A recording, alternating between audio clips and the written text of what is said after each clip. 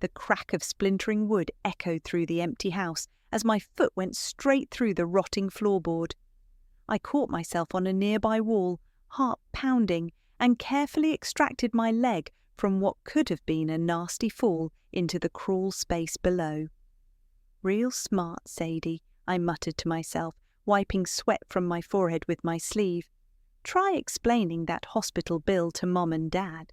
I'm Sadie, and this disaster of a Victorian house has been in my family for 3 generations.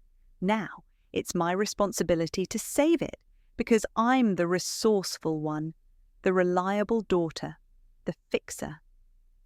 "Honey, you're the only one who can help us," Mum had pleaded 3 months ago, her perfectly manicured hands clasping mine across their kitchen table.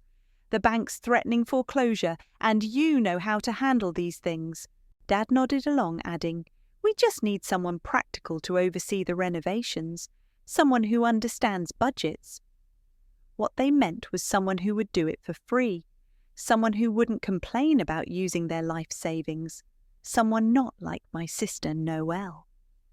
Speaking of Noelle, her voice carried through the open window from the front yard where she was FaceTiming with Mom. I limped closer to listen, still shaken from my near fall. "The kitchen is just tragic," Noelle was saying. "Those countertops are so dated. Kaysen and I were thinking something in marble would be gorgeous." "Oh, sweetie, that would be perfect. You've always had such wonderful taste." I gritted my teeth. Noelle had shown up exactly twice since I started the renovations, both times just to criticize my work and take Instagram photos of herself helping. My phone buzzed. Avery, my best friend and voice of reason. "How's demolition day going?" she asked when I answered. "Oh, just nearly broke my leg and overheard my sister planning my renovation for me. The usual." "Tell me you're at least documenting everything." I glanced at the carefully organized folder on my phone. Every receipt, every approval, every hour logged, just like you said. Good, because something feels off about this whole arrangement. They're my parents, Av. They wouldn't what? Take advantage of you? Again? Before I could respond, I heard footsteps on the porch. Brett, our contractor, was early for our meeting about the structural repairs. "Gotta go," I told Avery. "Brett's here." I opened the front door to find Brett looking unusually serious. "Sadie, got a minute? There's something you should know." We walked through to the kitchen, where I'd set up a makeshift office on an old card table.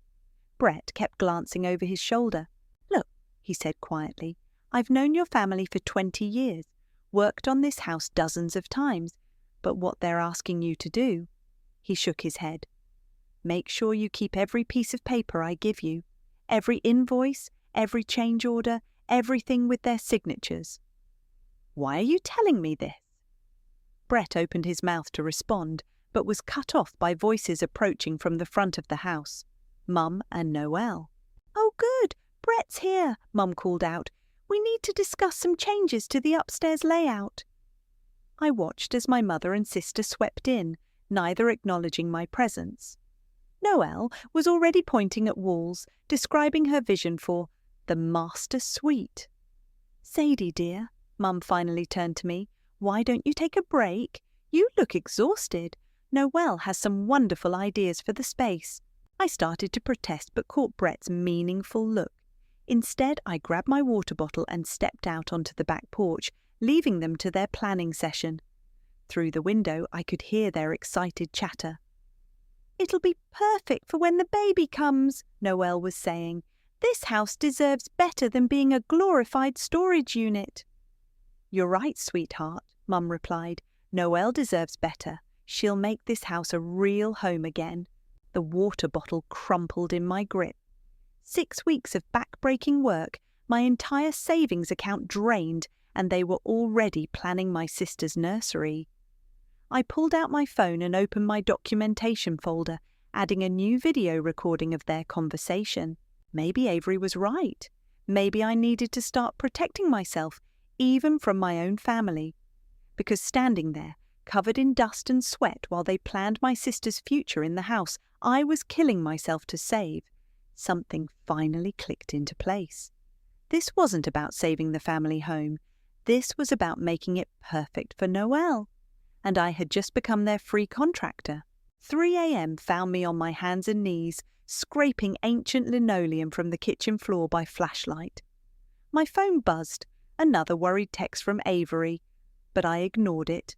The renovation deadline loomed, and sleep had become a luxury I couldn't afford. "Just a few more tiles," I whispered, though my shoulders screamed for rest. The promotion I'd worked years for was slipping away at work, thanks to my constant exhaustion, but I couldn't stop now. Not when I'd already poured every penny I had into this house. My phone buzzed again, more insistent this time. Avery was calling. "You're still at the house, aren't you?" she demanded before I could even say hello. "I'm almost done with the—" "It's 3 a.m, Sadie. You have a presentation tomorrow." "Today," I corrected, wincing as I stood up. "And I'm ready for it." "Like you were ready for last week's meeting? The one where you fell asleep during your own PowerPoint?" I switched hands on the scraper, trying to ignore the blisters forming. "That was different. I've got this under control." "No, you don't, and your family's taking advantage of that fact." Avery's voice softened. "When was the last time they even thanked you?" The question hit harder than I expected. I thought about the family dinner last weekend, where Mum had spent the entire time showing off photos of Noelle's wedding planning. "Come over," Avery insisted. "Right now. I'll open some wine and we can talk about this properly." 20 minutes later, I was on Avery's couch, a glass of red in my trembling hands. "Look what I found," she said, pulling up Facebook on her laptop. It was a photo from Sunday's dinner. Mum, Dad, and Noelle were posed perfectly in front of the fireplace I'd just restored. I was nowhere to be seen, though I'd been the one to take the picture. "They tagged it Family Planning Night," Avery pointed out. "Planning what, exactly?" Before I could answer, my phone chimed with a text from Mom. "Noelle's coming by tomorrow to pick paint colours. Make sure the walls are prepped." "I have to work tomorrow," I typed back. The response was immediate. "Family comes first, Sadie. Don't be difficult." Avery read over my shoulder and snorted. "Funny how family comes first only applies to you." "They're under a lot of stress," I said automatically, but the words felt hollow. "And you're not?" Avery set down her wine. "Have you even told them about the promotion you're about to lose, or the fact that you had to take out a second mortgage on your condo?" I stayed silent, studying the dark circles under my eyes in my wineglass reflection. "You need to talk to Brett," Avery continued. "He's been trying to warn you." "He did pull me aside yesterday," I admitted. "Said I should make copies of everything, that he's seen this kind of situation before." And then Noelle showed up with some designer friend who wanted to reimagine the space, whatever that means. Avery's laptop pinged with a new notification. She clicked it, then turned the screen toward me wordlessly. It was another Facebook post, this time from Noelle. "Can't wait to make this house our forever home. Baby's room is going to be perfect. You coming home?" My wineglass froze halfway to my lips. "She's not even waiting until the renovation is finished anymore." "Check your mum's email," Avery said suddenly. "The one on the shared renovation account." I pulled out my phone, opened the account I'd set up for the project. Mum had forgotten to log out last time she'd used my laptop to check contractor quotes. There, in her sent folder, was an email to a real estate agent. "Looking forward to discussing the property transfer next summer. My younger daughter and her husband will be taking ownership once the renovation is complete. The older one is handling the repairs. She's very practical that way. We'll need your advice on the smoothest way to transfer the deed." The wineglass slipped from my hand, red spreading across Avery's cream carpet like blood. "I'm so sorry," I scrambled for napkins, but Avery grabbed my wrist. Just stop cleaning up their messes for once." She pulled me back to the couch. "We need to talk about your options, legally." "Legally?" I laughed, but it came out more like a sob. "They're my family." No, Avery's voice was steel. They're people taking advantage of your love for them, and it's time we did something about it. I stared at the spreading wine stain, thinking about all the other messes I'd cleaned up over the years, all the times I'd swallowed my pride, my needs, my dreams, all for a family that saw me as nothing more than free labour. "Okay," I said finally, pulling out my phone. "Show me what I need to do." "This would make such a cute nursery," Noelle gushed, spinning around in what used to be my childhood bedroom. The walls I'd spent weeks stripping and repainting were now covered in paint swatches and Pinterest printouts. "Kason, honey, come look at this light fixture I found." Her husband lumbered in, already eyeing the crown moulding I'd installed last weekend. "We could do built-in shelves here," he said, tapping the wall. "Really maximise the space." I gripped my clipboard tighter, forcing my voice to stay steady. "The electrical still needs work in this room. We can't—" "Oh, Sadie," Noelle cut me off with a laugh.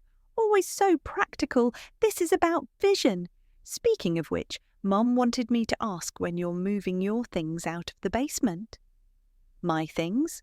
"You know, those boxes of old toys and books. We'll need that space for storage. My childhood treasures.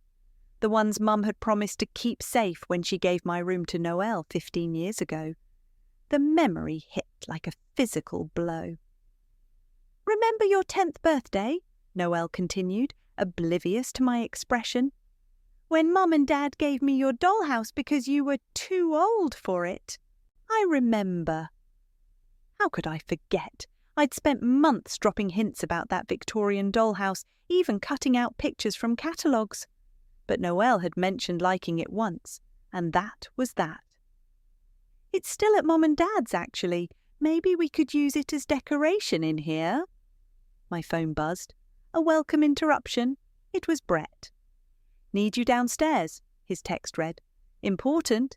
"Excuse me," I muttered, already heading for the door. Behind me, Noelle and Kason resumed their planning, my presence forgotten. Brett was waiting in the kitchen, his expression grim. "You need to hear this," he said, pulling out his phone and playing a recording. Kason's voice filled the room. "Look, I don't care about the permits. Once we're in, we're gutting the whole thing anyway. Just finish whatever Sadie wants so we can get her out of here." I closed my eyes, letting the words sink in. "When was this?" "This morning, before they arrived." Brett hesitated. "There's more. Your father had a dizzy spell yesterday." "What? Why didn't anyone tell me?" "Because they're using it. Your mother's already called twice, talking about how they need to secure Noelle's future before anything happens to him." A laugh bubbled up, bitter and sharp. "Of course they did." "Sadie," Noelle's voice floated down the stairs. "The neighbour's here." Meredith from next door stood in the foyer, clutching a casserole dish. Her eyes darted between me and the stairs where Noelle was descending. "Just bringing by some dinner," she said. "Thought you could use it, what with all the moving preparations and all." "Moving preparations?" "Oh," Meredith's face flushed. "I just assumed, since Noelle mentioned they'd be in by Christmas." The casserole dish nearly slipped from her hands as she registered my expression. Brett smoothly stepped forward, taking it from her. "Thank you, Meredith," he said firmly. "I'm sure everyone appreciates the thought." After she scurried out, Noelle bounced into the kitchen. "Was that Meredith? Did she bring her famous lasagna?" I turned to face my sister, really looking at her for the first time today. Her perfect blonde hair, her expensive yoga outfit, her absolute certainty that everything would go her way, just like it always had. "When were you planning to tell me about Christmas?" I asked quietly. "Oh, that," she waved dismissively. "Mom didn't want to stress you out. You know how you get about changes to your precious schedule." "My precious schedule? I've been working 16-hour days on this house. And we're so grateful. But honestly, Sadie, it's time to let the professionals handle things. Kason's designer has so many amazing ideas." The room spun slightly. I gripped the counter, feeling the rough edge of unfinished wood under my fingers, wood I'd carefully selected and installed. "Dad's sick," I said. "All the more reason to get everything settled quickly." Noelle's voice took on the patronising tone she'd perfected over years of being the favourite. "You understand, right? This is what's best for everyone." Brett's hand appeared on my shoulder, steadying me. "I think we're done for today," he said firmly. "Noelle, you and Kaysen should head out. We've got electrical work to finish." After they left, I stood in the empty kitchen, surrounded by the walls I'd rebuilt, the floors I'd restored, the life I'd poured into every inch of this house. "I need to make a call," I told Brett, pulling out my phone. He nodded, understanding in his eyes. "I'll get those permit copies you asked for." I dialed Avery's number, my hands steady for the first time all day. "Hey," I said when she answered. "Remember that legal option we discussed? I'm ready." Thank you dinner?" I stared at the fancy invitation Mum had just handed me. "You're throwing a thank you dinner?" "Of course, sweetie," Mum beamed, already rearranging the living room furniture I'd just finished restoring. "We need to celebrate all your hard work before, well, you know." "Before what, Mom?" She avoided my eyes, straightening a throw pillow. "Oh, just before the next phase. Now, I'm thinking we'll seat 12. The Walkers will be here. Kaysen's parents are so excited about the house." "Mum," I stepped into her path. "Meredith said Noelle told her she's moving in by Christmas."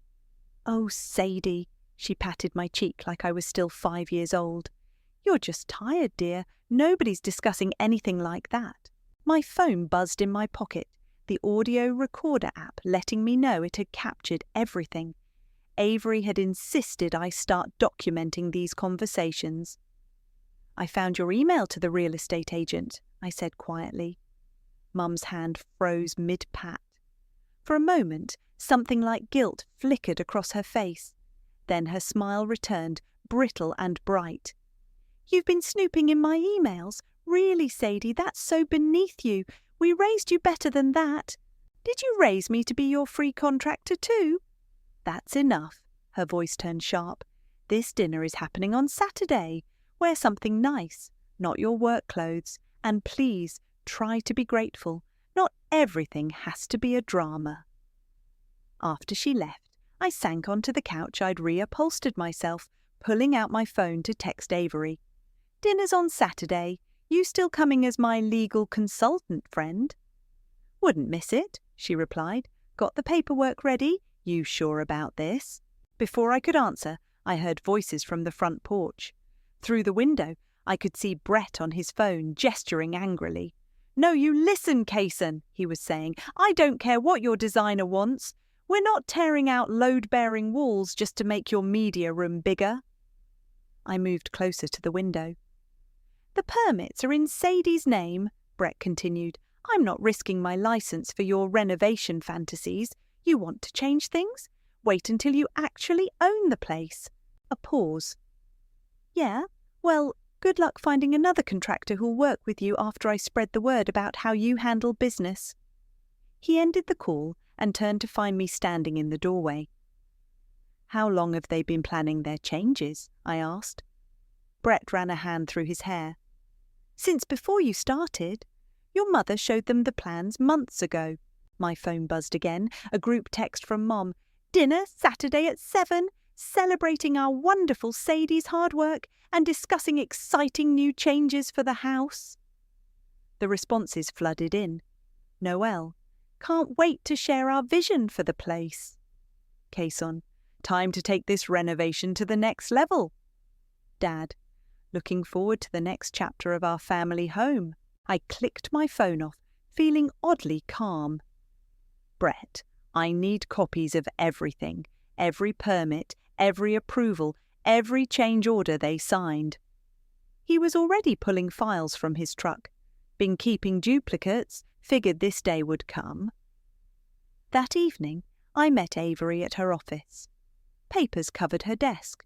Permits, contracts, bank statements, emails. "It's all here," she said. highlighting another document. Every time they signed off on your work, they were actually signing over partial ownership. Your name's on everything: the permits, the loans, the insurance. And the property taxes?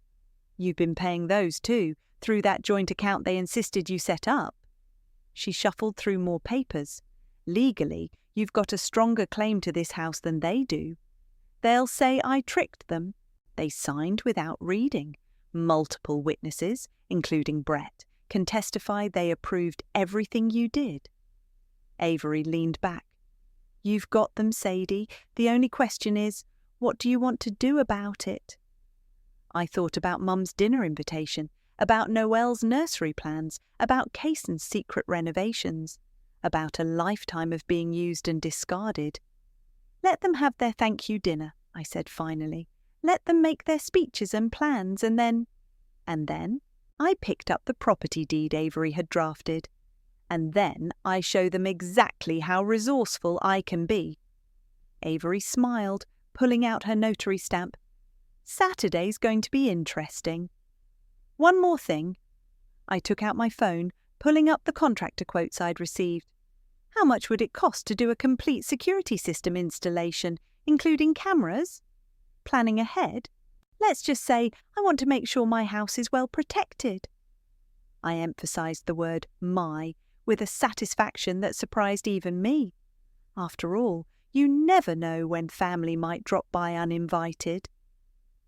The day before the dinner, I was up on a ladder finishing the crown moulding when Noelle burst in with her designer and a tape measure.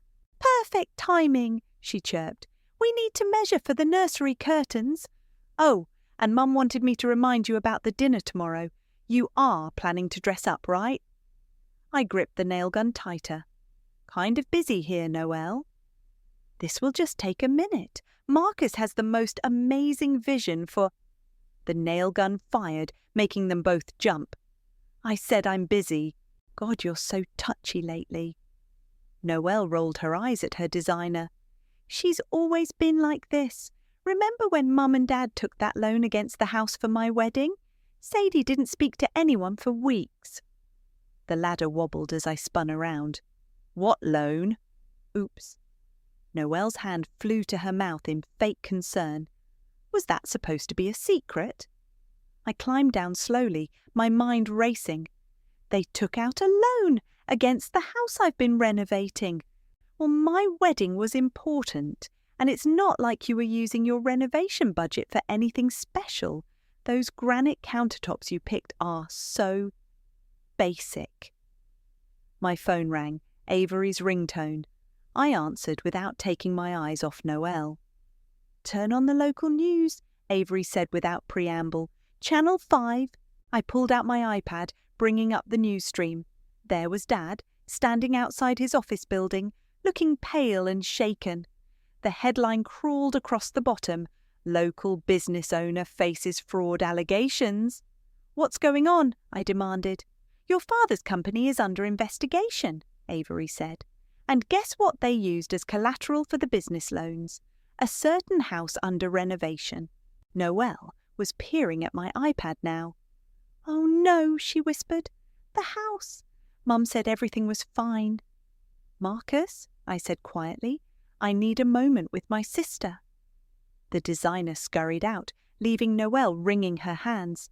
This isn't how it was supposed to go, she said. They promised everything would be ready for us by Christmas. Ready for you? My voice sounded strange, even to me. You mean after I finished fixing it? After I spent every penny I had? After I nearly killed myself working day and night?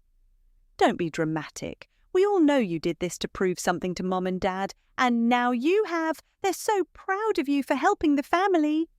Helping the family? I laughed, and Noelle took a step back. You mean helping them steal from me? Again? My phone buzzed with a text from Brett. Your parents are here, with papers. Perfect timing, I muttered, heading for the stairs. Noelle trailed behind me, still talking. Sadie, wait, maybe we can work something out. Kaysen and I could pay you back eventually.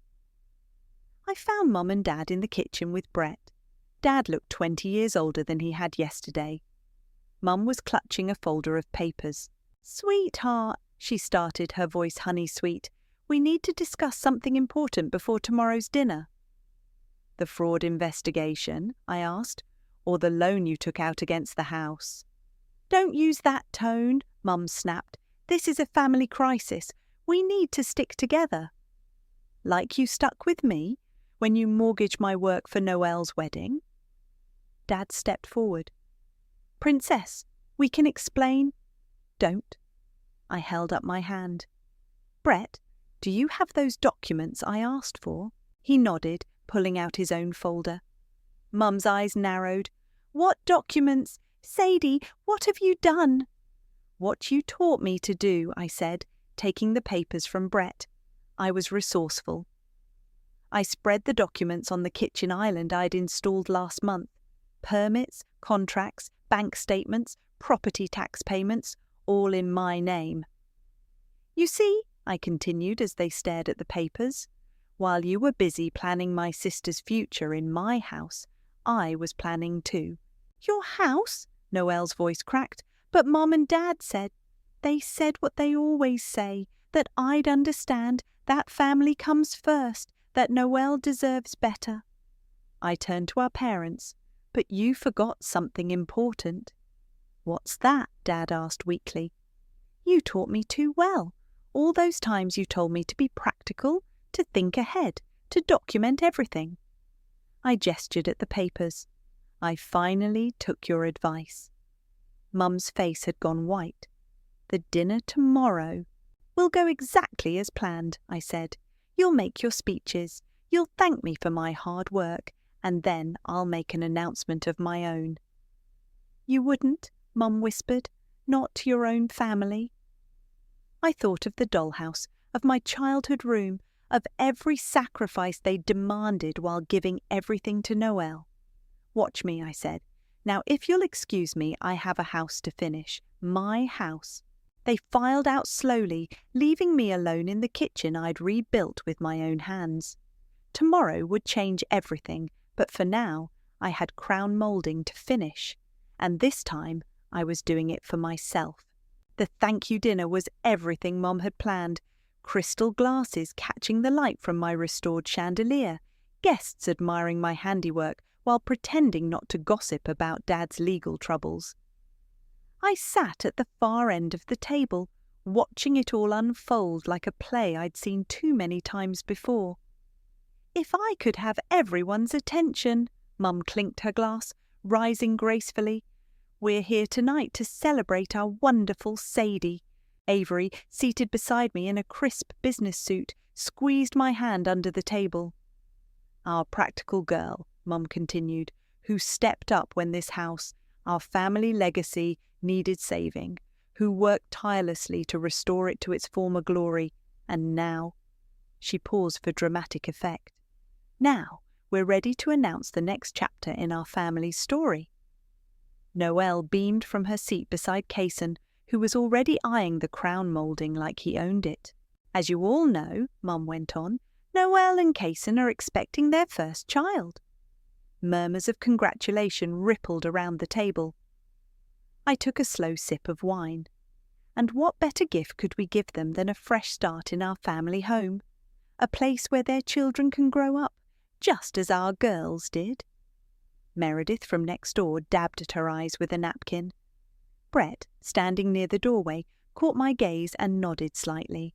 "So please," Mum raised her glass higher, "join us in thanking Sadie for her sacrifice and in celebrating Noelle and Kaysen's new beginning." The guests lifted their glasses. Kaysen stood up, pulling out a set of blueprints.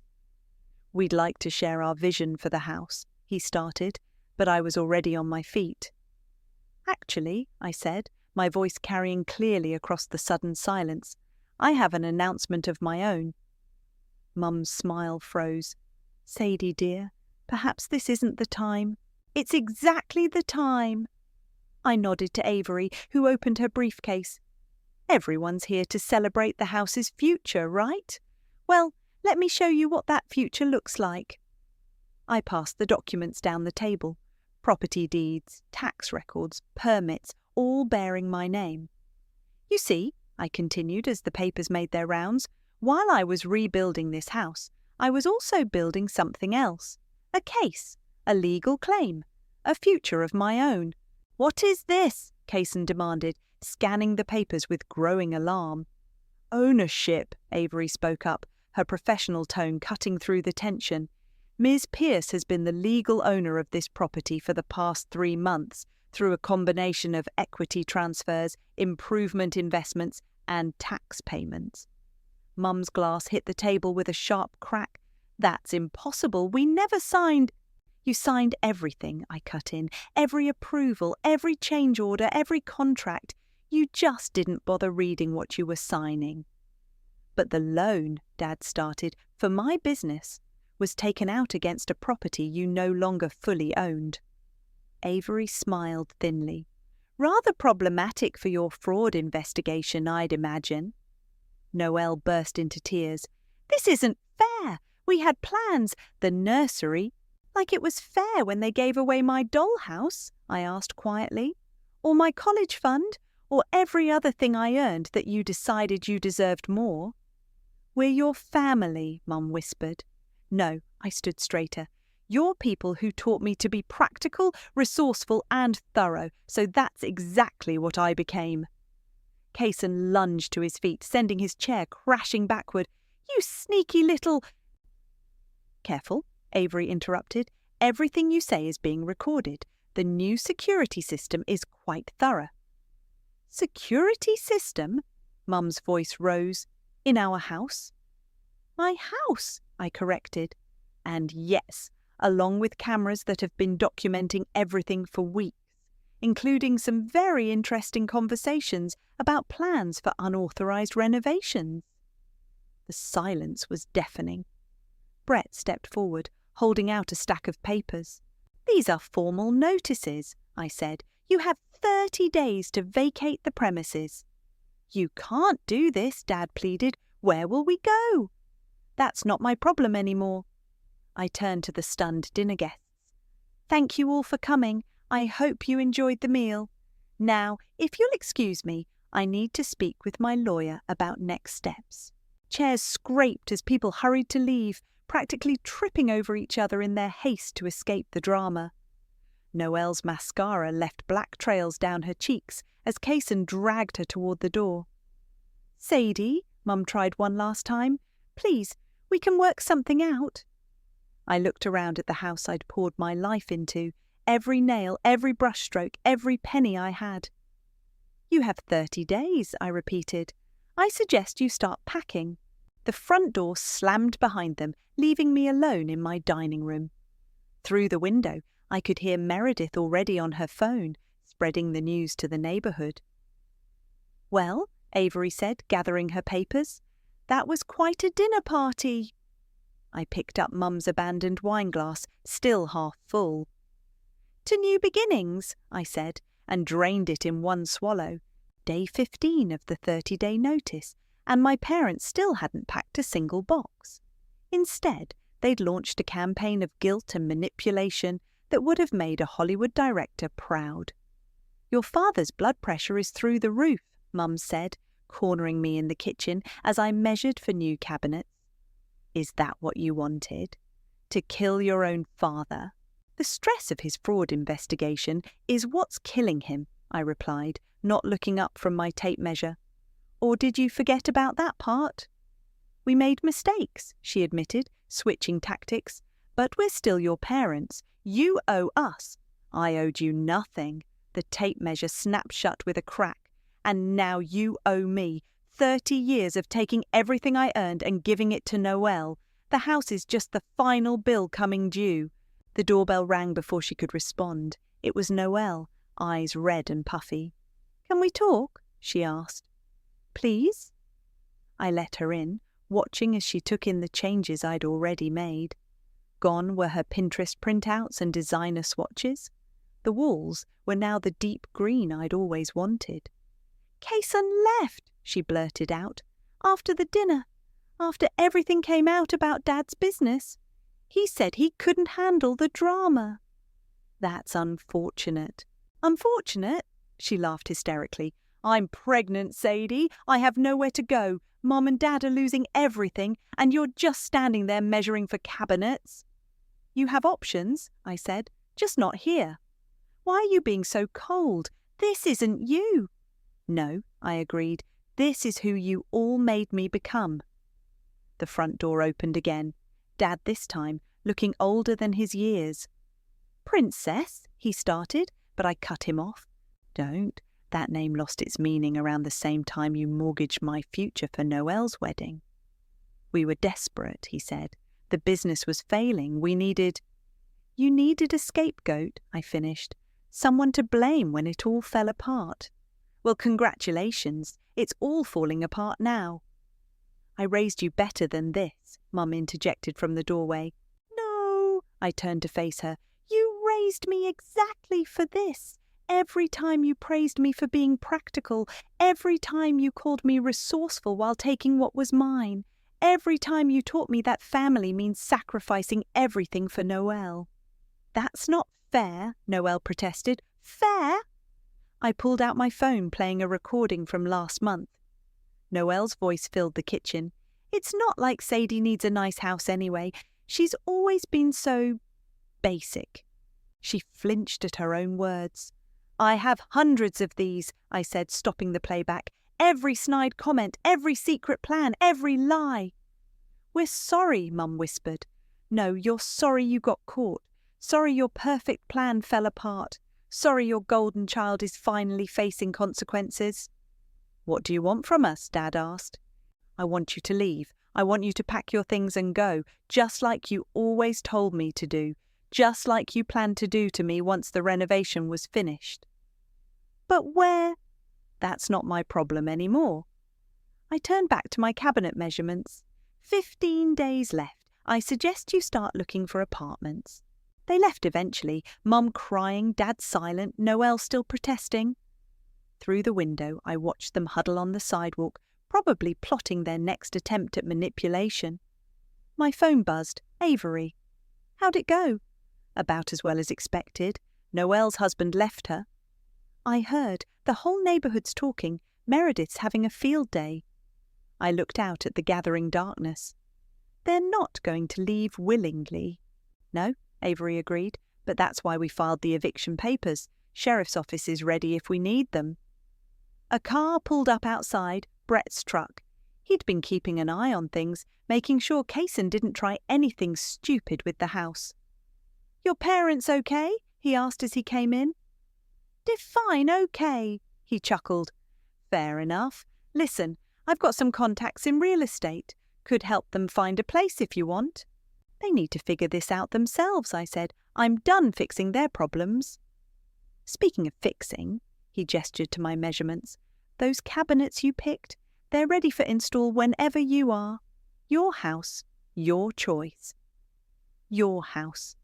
The words still felt strange, powerful. Through the window, I could see my family finally walking away, shoulders bent, faces drawn. For the first time, they looked small. You know, Brett said quietly, sometimes the hardest part of standing up for yourself is living with the aftermath. I nodded, thinking of empty holiday tables ahead, of family photos I'd never be in again, of the lonely victory I'd won. Maybe, I said, but at least it's my choice now, my house, my rules, my life. And the cabinets? I smiled just a little. Let's make them green, to match the walls I chose. For once, everything in this house is going to be exactly what I want it to be. The last box from the basement sat unopened on my kitchen island.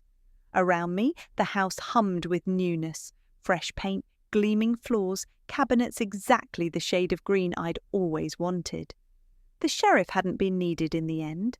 My parents had left yesterday, quietly, with only a letter slipped under the door. The doorbell rang. Avery stood on the porch with wine and pizza. Thought you might need company, she said, then noticed the box. Is that my old dollhouse? I lifted the lid carefully. They actually left it. Along with this, apparently. Avery handed me an envelope. Your mum gave it to me at my office. Inside was a cheque, a large one, and a note in Mum's precise handwriting. "The money from Noelle's wedding. It won't fix what we broke, but it's a start. I'm sorry we couldn't see you until it was too late." "Are you going to cash it?" Avery asked. Before I could answer, another car pulled up. Brett, carrying paint samples. "Thought you might want to look at these for the sunroom," he said, then noticed our expressions. "Bad time?" "Actually," I said, "perfect timing. I need opinions on something." I pulled out my laptop, opening a folder of blueprints I'd been working on. "The house has 6 bedrooms," I explained. "I only need 1, but I know some people who might need the others." Avery leaned closer to the screen. "Is this a transitional housing program? For people starting over, people who need a safe place while they rebuild their lives?" I turned to Brett. The renovations would need to be practical, durable, built to last. He was already studying the plans, nodding. "It's doable. But what about—" The doorbell rang again. This time it was Noelle, alone, looking smaller than I'd ever seen her. "Found an apartment," she said quickly before I could speak. "It's not much, but it's something. I wanted you to know I'm trying to figure things out on my own, for once." I looked at my sister, really looked at her, and saw something new in her face, something like understanding. "Come in," I said. We're discussing renovations." She hesitated.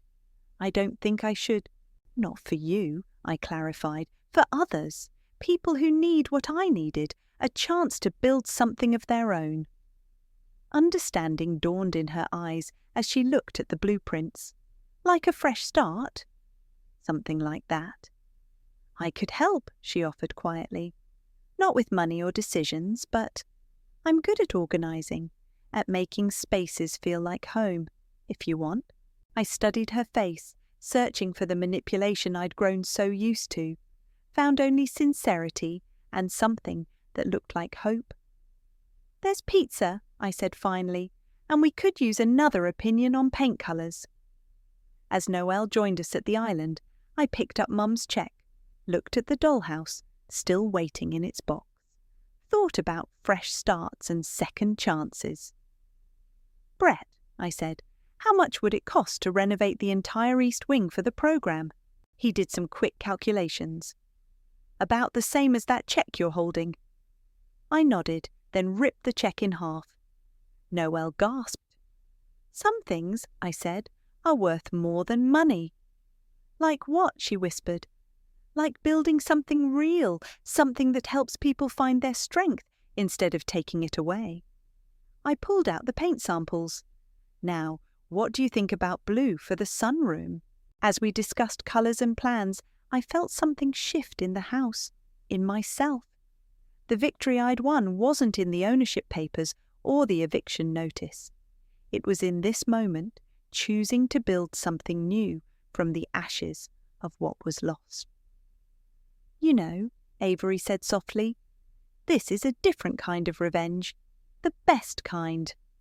"It's not revenge," I replied, watching Noelle carefully sort paint swatches into piles. "It's restoration, just not the kind they expected." Brett raised his pizza slice in a toast. "To unexpected renovations." "To fresh starts," Noelle added tentatively. "To building something better," I finished and meant it. Later, after everyone had left, I opened the dollhouse box.